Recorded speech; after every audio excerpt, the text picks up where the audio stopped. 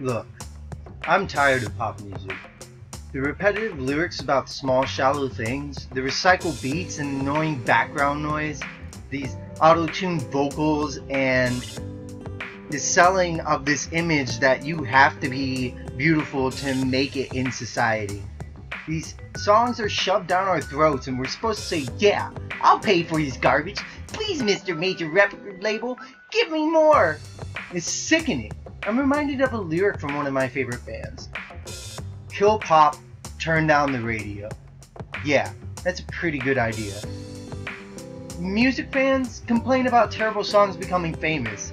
Yeah, we all know how terrible Art Factory's music is. Rebecca Black, for example. But why did it get famous?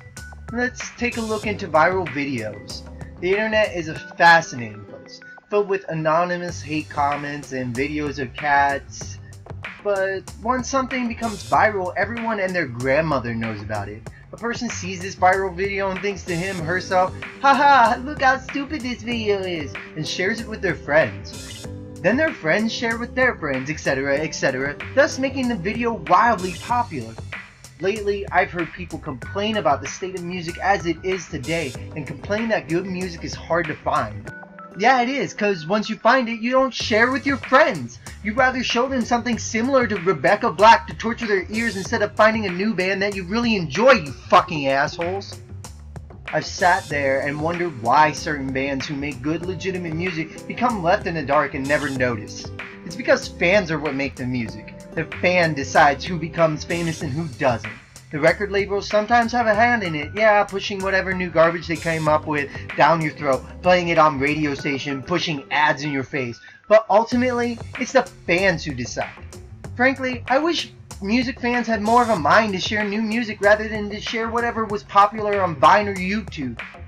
For some bands, even playing a show is a huge milestone. Now, I've gone to shows and I've seen many artists put their heart, soul, and tears into what they play, yet fans seem non-existent. One band I saw actually played in Fayetteville and went on to tour with the successful band and make it into Alternative Press's 100 bands you should listen to. The show they played here? Not even more than 8 people show. I've been friends with talented people who try really hard to make it here, but no one even cares to recognize them or even acknowledge their existence. They end up leaving, never to come back, all the while saying, "Fuck you, Fayetteville, glad to be out of NC's asshole." We've got to change this. Fayetteville's music scene used to be vibrant, virtuous, and varying. Really, you guys are the fans. Music will not, does not, and cannot survive without you. Let's try to work together and revive this town's music scene. This goes for everybody else who's in a small town. You should check out your local music scene. It's what, $5 for a show? I mean, come on, that's obvious. You pay $50 to go and see some band that you heard on the radio in the nosebleed seats, but you don't want to pay $7 to see 4 local bands where you can just walk up to them and be like, yeah, this shit is amazing. We live in a new age where technology is right at our fingertips. We can connect to anybody around in the world. I mean, I've even talked to people from Morocco. Morocco! That's insane! If you told me that I'd be talking to people in Morocco 10 years ago, I would have been like, what the fuck are you talking about? Why would I be talking to people from Morocco? And it's insane. People don't use this to their advantage. They use it to share some fucking stupid video that doesn't even matter. You know what I've been using the internet for? Looking at stupid videos. Yes, I'm guilty of this too. But I use it to my full advantage. Not only do I watch the simple, mindless entertainment that I enjoy, I also learn things.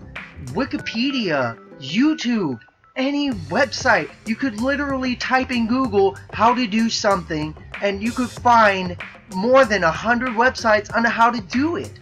It's like the internet is a free university, except you just can't get a degree. Do you know how I learned how to play guitar? I learned how to play guitar through the internet.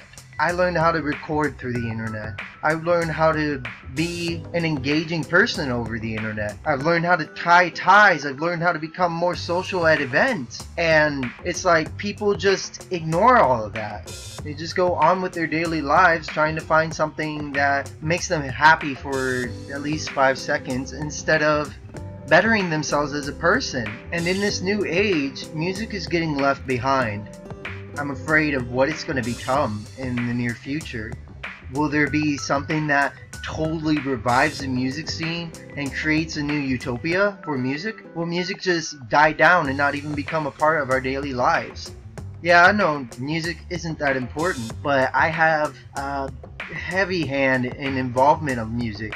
Music is one of the main things that I enjoy because I'm actually hearing impaired, and having this disability really changed my perspective on a lot of things that people take for granted. Listening to music, listening to other people's conversation, even hearing the birds chirp in the morning. And I see people waste something that they were given from birth on stupid shit like the worst music I've ever heard in my life. I don't like shit talking anything. I hate to. It's not me, it's not who I am, but I gotta take a stand. And this is how I feel about the music scene. The music scene is dying. And ever since I've started doing this Robert Reviews videos, I've listened to some amazing bands out there. And I've been trying to work on all my videos and get them done in this speedy manner.